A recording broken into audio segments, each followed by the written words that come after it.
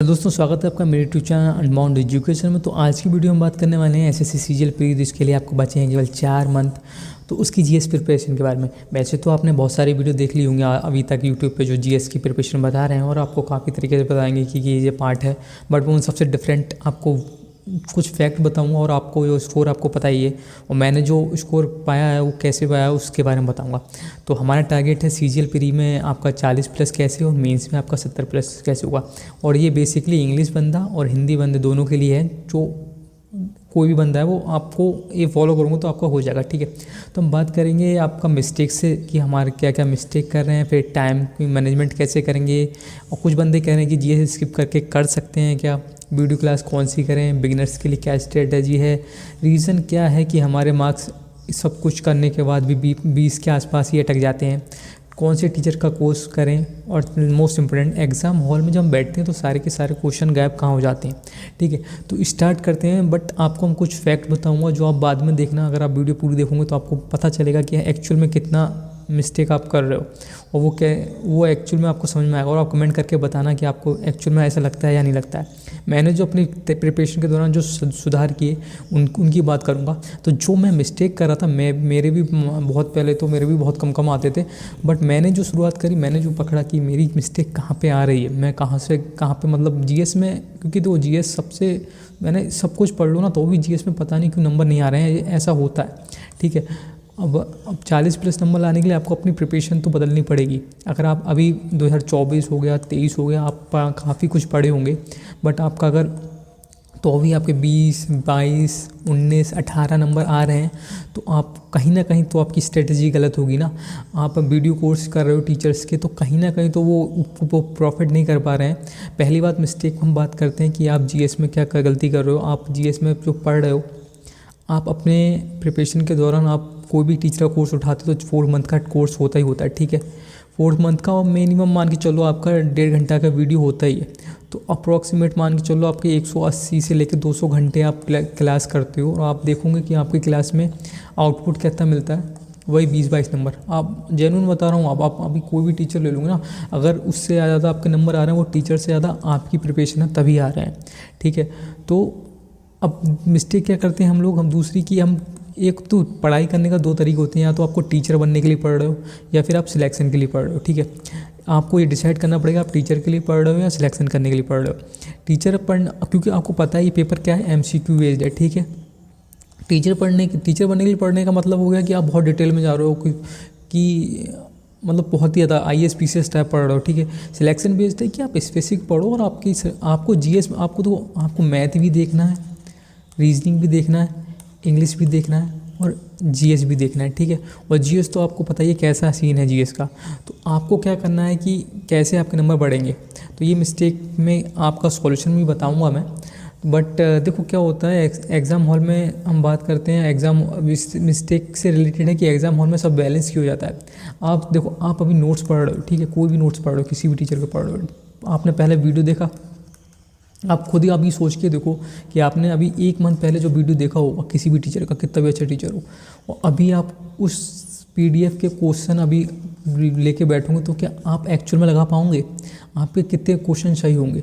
तो फैक्ट यही है कि आप वीडियो में आप 1-1.5 घंटा रोज़ का जा रहा है, बट क्या आपको वो आउटपुट मिल रहा है, नहीं मिल रहा है, ठीक है। जीएस पढ़ने का सबसे बेस्ट तरीका यही है कि आप पहले तो जीएस को ना आप वीडियो से नहीं पढ़ पाओगे, कितना भी कर लो आप भूल ही जाओगे। जीएस एक ही है कि आपको रटना तो पड़ेगा ही पड़ेगा, जीएस तो रटना ही पड़ेगा। और रटने से पहले उसके थोड़ा सा कोई जो भी टॉपिक पढ़ रहे हो आप, ठीक है, जैसे लाइक बहुत इंपॉर्टेंट टॉपिक है, उससे काफ़ी क्वेश्चन आते हैं। अब बौद्धिज्म में आप पढ़ोगे तो आप कोई भी टीचर का लेकर देख लूँगे, बस 1 घंटा पढ़ाएगा ही पढ़ाएगा। 1 घंटा आपने पढ़ने के बाद आपको क्या पड़ेगा, करना तो आपको सारी डेट याद करनी ही पड़ेंगी ना, सब कुछ याद रखना ही तो पड़ेगा। बट क्या है, आपका 1 घंटा बर्बाद हुआ। इस 1 घंटे में अगर आप नोट्स पढ़ रहे होते तो आपको कितना फ़ायदा हो गया होता, आप सोचो। तो क्या करना है, पहले आप एक समरी देख लो, छोटी सी समरी। अब बौद्धिज्म पढ़ने के लिए समरी में कितना है, आपको 5 से 10 मिनट लगेंगे। एक बार समरी जब दिमाग में आ जाएगी तो आपको जब रट रहा होगा ना तो वो प्रॉफिट करेगा आपको। तो समरी और आपका ये 1 घंटे का क्लास ना लगभग सेम ही है। आपको कोई आउटपुट में कोई बहुत ज़्यादा आपको बस ओवरऑल व्यू पता चल जाएगा, बाद में आपको कोई नोट से रटना ही पड़ेगा। अब दूसरी दिक्कत यहाँ पे आती है, जब आप नोट्स रट रहे हो ना तो क्या होता है, एग्ज़ाम हॉल में क्यों सब भूल जाते हो। अब आप खुद ही सोच के बताओ मुझे, एक सेकंड। आप एग्ज़ाम हॉल में बैठे हो, एग्ज़ाम हॉल में पेपर कैसा आता है? MCQ based. और आपके नोट्स किस टाइप में, थ्योरी में है या आपका वन लाइनर में? ठीक है, तो आपको अपनी प्रैक्टिस है। आप 4-5 महीने या 6 महीने या 1 साल से पढ़ रहे हो, आप पर वन लाइनर रहे हो और एग्ज़ाम में आपके MCQ बेस्ड आ रहे हैं, तो आपका दिमाग तो थोड़ा सा चकराएगा ही ना।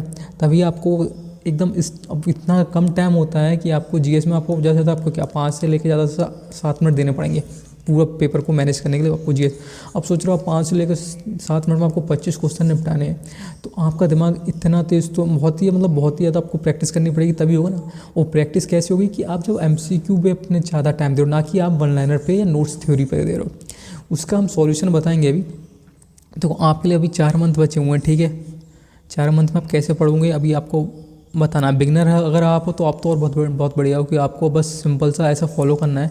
आपको मैं 3 बुक बताऊंगा जिसको आप अगर पढ़ोगे तो आपको काफ़ी फ़ायदा होगा, ठीक है। वीडियो क्लास अभी आप भूल जाओ, अभी इन सबको छोड़ो, टीचर भी छोड़ो अभी, ठीक है।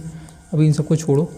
आपको मैंने बता दिया कि आपके अगर 20 नंबर के आसपास रह रहे हैं तो आपके क्यों दिक्कत आ रही है और मिस्टेक भी क्या क्या है, ठीक है। सॉल्यूशन की बात ये है कि आप अगर इन 3 बुकों को कर लेते तो मैं पहले बता रहा हूँ लूसेंट, जो आपकी ब्लू कलर की आती है, जो थ्योरी बेस्ड है, ठीक है। दूसरी बुक है लूसेंट की वन लाइनर, ठीक है। वन लाइनर में जो ऑब्जेक्ट MCQ बेस्ड है। फिर तीसरी आपकी आती है PYQ। इस टाइम सबको मालूम PYQ में पिनाइकल सबसे बढ़िया है, ठीक है। किरण भी बहुत बढ़िया है, बट पिनाइकल में SSC से रिलेटेड काफ़ी अच्छा करके मैनेज करके बताया गया है। तो अब आपको पढ़ना कैसे है अब आने वाले टाइम पे? देखो पहले ये सब भूल जाओ, टीचर आप एक आप 200 घंटे दे रहे हो, बट आपके तब भी 20 नंबर आ रहे हैं, तो आप अभी इनको भूल जाओ, ठीक है। आपको क्या करना है, आपको लूसेंट बुक उठानी है, ठीक है। मान के चलो अगर उसमें मैं अभी तो याद नहीं मेरे को कितने पेज होंगे, मान के चलो 400 पेज है। आपको कुछ नहीं करना, 10 पेज डेली का देख लेना है, 10 पेज डेली का निकालने हैं आपको, सोचना, ठीक है। अब मान लो 10 पेज में कुछ टॉपिक आएंगे, ठीक है। अब यूट्यूब में कहीं ना कहीं तो आप देखोगे तो आपको मिल ही जाएगा लूसेंट की समरी, ठीक है। अब उन 10 पेजों की समरी जहाँ मिल जाए आपको, ठीक है। अब देखो 10 पेज की समरी ज़्यादा से ज़्यादा कितना टाइम लेगी आपका? 10 से 15 मिनट लेगी। अब ज़्यादा से ज़्यादा 30 मिनट ले लेगी आपका 10 पेज की समरी, ठीक है। जब आप इस समरी को पढ़ लोगे ना, तो आपके दिमाग में ओवरऑल आइडिया तो आ गया कि आइडिया आ गया कि अब इस आगे इन 10 पेजों में क्या क्या है। अब आप लेके बैठोगे लूसेंट की थ्योरी वाली बुक को, ठीक है। अब आपने समरी पढ़ रखी तो आपको लूसेंट की थ्योरी पढ़ने में आएगा मज़ा। अगर आपने समरी नहीं पढ़ी है ना, तो अब तो समरी नहीं पढ़ी तो आपको बहुत दिक्कत होगी कि आपको थोड़ा सा लगेगा कि क्या क्या है। अब सब कुछ अगर थोड़ा ओवरऑल थोड़ा पहले पढ़ लूँगा तो थोड़ा आसान हो जाता है। तो पहला स्टेप आपका क्या है, आप किसी भी, मैं ये नहीं कह रहा किसी टीचर को रिकमेंडेड तो क्या ही करूँगा, बट ये कह रहा हूँ लूसेंट की आपको कहीं भी समरी मिल जाए ना, बेस्ट रहेगा अगर आपको पेज वाइज मिल जाए कि 1 से लेकर 10 तक की, फिर 10 से लेकर 20 तक की समरी मिल जाए आपको। ज़्यादा से ज़्यादा 15-15 मिनट की वीडियो होंगी। आप सबसे पहला स्टेप आप इन समरी को देखोगे, ठीक है। समरी देख ली, नेक्स्ट स्टेप आप बुक पे आओगे, बुक पे वो पेज रीड करोगे 10 पेज, ठीक है। जैसे ही 10 पेज रीड करें, नेक्स्ट स्टेप क्या है, आप भी उठाओगे ये लूसेंट की वन लाइनर बुक, ठीक है। अब मैं आप सोचूंगे यार लूसेंट जहाँ से पढ़ लिया, अब ये वन लाइनर की क्या जरूरत है? यहीं तो आपका फैक्ट है, यहीं तो आपका एग्जाम में सारा का सारा गायब हो जाता है। क्यों गायब हो जाता है? आप वन लाइनर पढ़ रहे हो, बट आपको प्रैक्टिस करनी पड़ेगी MCQ बेस्ड की। जब आपको 4 ऑप्शन दिख रहे हैं, आपको यहीं एक ऑप्शन एलिमिनेशन भी थोड़ा समझ में आएगा, ठीक है। तो आप वन लाइनर आप पढ़ोगे MCQ, जब आपने थ्योरी पढ़ी फिर आप उसके MCQ उसी टॉपिक के, याद रखना जो आप यहाँ पे वन लाइन दोनों बहुत ही अच्छी तरीके से सिंक्रोनाइज है कि ये वाला टॉपिक जो है वहाँ पे उसके MCQ मिल जा रहे हैं। तो आप टॉपिक पढ़ोगे, थ्योरी पढ़ोगे, फिर आप नेक्स्ट स्टेप आप क्या करोगे, उसी टॉपिक जो उन पेजों में आए हैं उन्हीं टॉपिक के MCQ आप अपनी लूसेंट की बड़ी वाली बुक से पढ़ोगे। अब ये टाइम हो गया, इसके बाद क्या होगा, इसके बाद आप करोगे PYQ, ठीक है। PYQ कहाँ से करूँगा, पिनाइकल हो गया, किरण हो गया, इन सब में टॉपिक वाइज दिए हुए हैं, उन टॉपिक को करूँगे। अब सोच लो, अब आपने बेसिक भी पढ़ लिया, फिर आपने MCQ से प्रिपरेशन भी कर ली, और आपने फिर लूसेंट से उससे आपने पिनाइकल या किरण जो भी और भी पब्लिकेशन होंगी जो आपको ठीक लगे उनसे आप PYQ करोगे, या टेक्स्ट बुक ले लो, या कोई भी ऐसा, या फिर जो भी हैं टीचर जिनकी प्लेटफॉर्म है जहाँ वो प्रीवियस ईयर क्वेश्चन दे रहे हैं सेक्शन वाइज, या तो वहाँ से वो आप करोगे। आपकी ओवरऑल प्रिपरेशन हो जाएगी। अब मैं कह रहा हूँ अब आप क्या करो, आने वाले 1 मंथ केवल सारे टीचर छोड़ो, जो भी टॉपिक है लूसेंट का, पहले आप लूसेंट की थ्योरी के पेज वाइज आप डिवाइड करो, डिसाइड कर लो कि आपको 10 पेज पढ़ने हैं, 15 पेज पढ़ने हैं, 20 पेज पढ़ने हैं, 25 पेज पढ़ने हैं। ये आपकी डिपेंड कर रहा है कि आपके टाइम कितना है, क्योंकि आपको मैथ पे भी टाइम देना है, इंग्लिश में भी देना है, रीजनिंग में भी देना है, और आपको मॉक भी देना ही देना है। ठीक है, डिसाइड कर लिया, 10 पेज, 15 पेज, 20 पेज, 25 पेज, जो भी पढ़ना है पढ़ो। उसके बाद उसी पेज का टॉपिक वाइज रिवीजन करो, MCQ बेस। ये याद रखना, मैं बहुत इस पे जोर क्यों दे रहा हूँ, क्योंकि इसका असर सीधा आपका एग्जाम हॉल में पड़ता है। आप देख लेना, आप जब MCQ बेस आप प्रैक्टिस अपने दिमाग को उस हिसाब से ट्रेन करोगे ना, तो आपको दिखाई देगा कि हाँ MCQ बेस से कितना फ़ायदा हो रहा है। वहाँ पे आके आपको खुद टिकोगे। मैंने खुद देखा है कि बहुत सारे क्वेश्चन जो आते हैं, बट वहाँ पे एग्जाम हॉल में वो MCQ बेस फॉर्म में देखता हूँ, हम समझ में नहीं आता कि आंसर क्या है।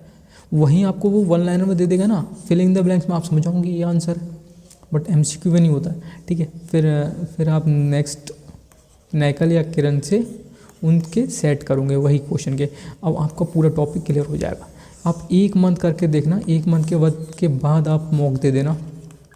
मैं आपको वारंटी दे रहा हूँ, अगर आपके 20, 15, 17, 22 जो भी नंबर आ रहे हैं, आपके 30 से 35 के आसपास ज़रूर आ जाएंगे। और यही चीज़ आप 4 मंथ कर ले तो टिल एग्ज़ाम, तो आपका आराम से मान के चल लो 45+। मैं यहाँ तो 40 लिखा हूँ, मैं आपको बता रहा हूँ 45+ हो जाएगा। तो करंट हो गया, और स्टैटिक्स तो आपको इसमें मिल जाएगा इन्हीं में ना। करंट के लिए मैं आपको आगे बताऊँगा। बाकी देखो, अभी मैं आपको लाइव एग्जांपल नेक्स्ट वीडियो में देखूँगा कि Lucent theory plus Lucent 1 liner plus Pinnacle की बुक से कैसे पढ़ना है। तो सब्सक्राइब कर लेना वीडियो को, अगर वीडियो अच्छी लगी हो। कमेंट में प्लीज़ बताएं आपको, हाँ एक्चुअल में ये जेन्युइन प्रॉब्लम है नहीं है। मैं आपको बता रहा हूँ, मेरा खुद का फ्रेंड एक है जो मेंस में ना, उसने GS के बहुत ही पॉपुलर टीचर हैं, उनसे पूरा कोर्स उसने 2 बार पूरा वीडियो देखा। मेरे से भी कह रहा था, मैंने नहीं फॉलो किया। तो उसके पता है प्री में कितने आए थे उसके, 17 थे, उसमें 17 थे या 21 ऐसे कुछ थे। सोच लो इतना पढ़ने के बाद भी। रीज़न वही है ना कि आप अप्रोच आप गलत कर रहे हो। आप टीचर्स कोर्स जो है वो आप ठीक है 2-2 3-3 घंटे का वीडियो कर रहे हो। वो अगर आप PCS कर रहे हो या IAS UPSC कर रहे हो तो मैटर करता है, तो बहुत ज़रूरी, क्योंकि आपको वहाँ पे थ्योरेटिकल पेपर में लिखना है। बट आप MCQ बेस करो तो आपको बस सिंपल सा किताब से रटो, बस पहले थोड़ा सा ओवरऑल व्यू लो किसी भी टॉपिक का, और फिर बस क्वेश्चन को देखो और मल्टीपल टाइम्स रिवीजन करो उन्हीं बुकों का। लूसेंट अगर किसी ने 2 बार ये लूसेंट थ्योरी, लूसेंट 1 लाइनर और पिनाकल किसी ने 2 बार कर ली, तो आप खुद सोच के देख लो क्या बचेगा उसके पास करने के लिए। सब कुछ हो जाएगा उसका आराम से नंबर आ जाएंगे। और ये काम करने के लिए आपको 4 मंथ बहुत ज़्यादा है करने के लिए, 2 से 3 बार रिवीजन करने के लिए। अब यहीं आप किसी वीडियो लेक्चर देखोगे तो पहले तो आप इतना परेशान हो जाओगे कि वो 4 महीने तो आप उसका कोर्स ही करने में लगा दोगे, आपको रिवीजन करने का टाइम कहाँ मिलेगा। क्योंकि आप 2 घंटे वीडियो देख रहे हो, उसके बाद फिर उसके नोट्स बना रहे हो, फिर 3 घंटा तो यही हो जा रहा है आपका। फिर आप उसका रिवीजन करोगे तो 1 घंटा मान लो रिवीजन में लग रहा है, फिर 4 घंटा हो गया। फिर कहाँ आप मैथ पढ़ोगे, कहाँ आप रीजनिंग पढ़ोगे, कहाँ आप इंग्लिश पढ़ोगे। तो मैनेज ऐसे करो कि आपको समझ में आए। ठीक है, बाकी मिलते हैं नेक्स्ट वीडियो में। और अगर आपको लूसेंट की समरी कहीं ना मिले तो आप बताना कमेंट बॉक्स में, मैं आपको देखता हूँ बताऊँगा। ठीक है, अगर या फिर मैं अपने नोट्स जो हैं उसमें जैसे मैंने हाईलाइट से कर रखा था वैसे ही समरी नोट्स या वीडियो लाइव फॉर्म में या PY उसमें बता दूंगा आपको। ठीक है, तो GS आप अपनी बुक्स पे, लूसेंट बहुत अच्छी बुक है, बट लूसेंट का तरीका वही है कि लूसेंट तभी समझ में आती है जब आप उसको प्रॉपर वे से करो। लूसेंट अगर आप ऐसे ही लेके बैठ जाओगे ना तो आपको नहीं पल्ले पड़ेगी।